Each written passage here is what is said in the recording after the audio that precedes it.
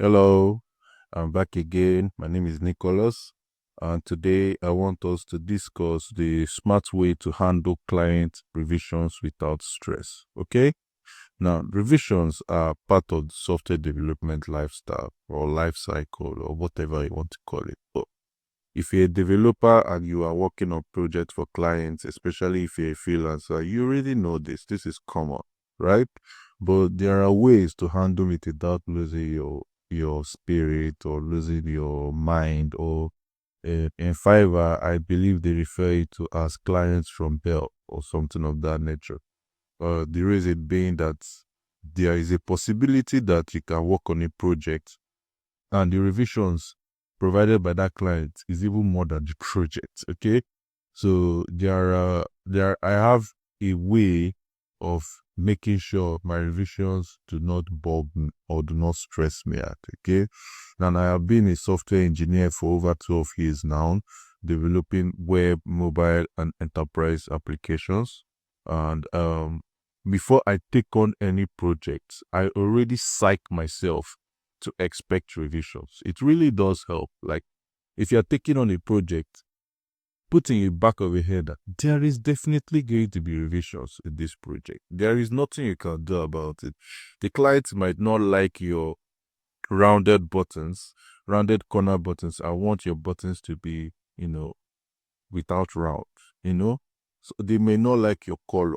They may not like the pop out. They may not like the toggle. There must be something that would require revisions. So if you are building your project expecting the client to just like everything, it does happen, but it's very rare. You're going to be setting yourself up for failure. All right. And I also communicate to the client once we are done preparing the project proposal that if there is any revision outside of the project scope, they are going to pay for it, right? And this does two things. It protects me, like it gives me a certain peace of mind that I have agreed to this project scope and I have agreed to this is what I should be paid for my craftsmanship fee. And anything outside it, the client has to pay more for it. And it also keeps the clients focused because, to be honest, when I started as a newbie in freelancing, I didn't really, my project scope was not sharp. It was not well detailed. And sometimes you see some clients try to cut around the corners and it's always very difficult. So with time, anyway, you get experience and you know how to prepare a very, very ironclad project scope, right? Because project scope is everything. I'm not even going to lie to you. If you can define the project scope in your project proposal, right, it is going to give you um it will give you a structure. You'll be able to know exactly how you're going to deliver on the project. And the way I like to do things, it is on a week by week basis. Okay. So make sure before you start any project that you have a project scope. Don't, no matter how hasty the client is, keep everything calm and collected. Prepare a project scope, share it with your client. Make sure your project scope, you can deliver it and make sure that they understand what is in your project scope. Because a project scope that is not well defined can lead to tension, right? But if you keep your project scope well organized, everything is there that has been discussed, yeah, you will definitely have peace. And the revisions are going to be way, way minor. And if let's say the client needs something else that is out of the project scope, I'm not saying you cannot do it. Just obviously they have to pay for it, which is more money for you. Okay. Now, I also want to talk about situations whereby they may want a revision. It is on the project scope, quite alright, but it is maybe a complex thing to do, or it is very exhausted to do. There will definitely be a situation like that. And what I actually do is think of the future value of that client. For every client you have, they have a value attached to it. Trust me, I know. I had a client that reached out to me from Naira. Okay, and the project of the client was very small project. He paid me a little amount of money, right? But he referred me to somebody that paid me the highest money I've ever received since I started freelancing at that time. This was 2019, the highest, but it was through referral. So every client you have has immense value. And if you can deliver the best for them, make sure that your experience with them is top notch, they would always want to refer you to somebody. They would always want somebody else to test what you have done for them. So if the revision is within the project scope, try your possible best to psych yourself, to deliver that with joy, to do it with happiness, to make it excellent, right? Try your possible best to make sure that the client is satisfied with that revision, because it may not pay off right there. It may pay off 4 years from now, 5 years from now, 10 years from now. There's the client I did a project for in 2021. We are in 2025 now.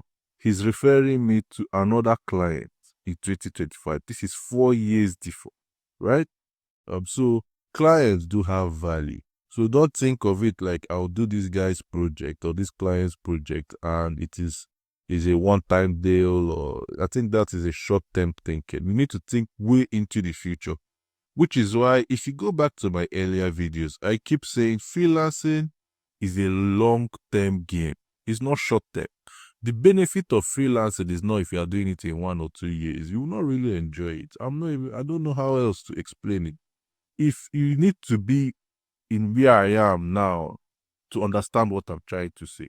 If you have been doing freelancing for a very long time, I'm sure you will understand it. There is a time you would reach. People will be the ones reaching out to you, begging you to handle their projects at whatever cost you put it for them, as long as it is fair, it's not ridiculous, right? So at that point, it is the sweet spot, because there are other people that maybe be charging, let's say, for example, 2 million for that project. But because you've built trust over time, people know that if you say you will deliver, you will deliver. People know that no matter what the revisions is, you are not going to be scared or want to be pampered to do the revision. They would be willing to even pay you 3 million. Almost 30% higher than what the standard price is, right? If the standard price is 1 million, like average from all the developers now, and your charge, if your charge is 3 million, they'll be willing to pay that 3 million because they know that their project will be delivered. The person that is referring them, they trust that person. It's a long-term game, and it all starts with knowing how to handle revisions. Because if you think you would have a project that comes with no revisions, I'm not sure you even started really. Because every human being have what they like, and most clients want their platform to see at the stage they like. You may like it, but they may not like it, right? So these are the ways that I do try to handle revisions from clients. Okay, so I think today's video is going to be short, and I liked it. Straight and simple. I don't know why I keep saying video instead of what you see, because I got to show you my face.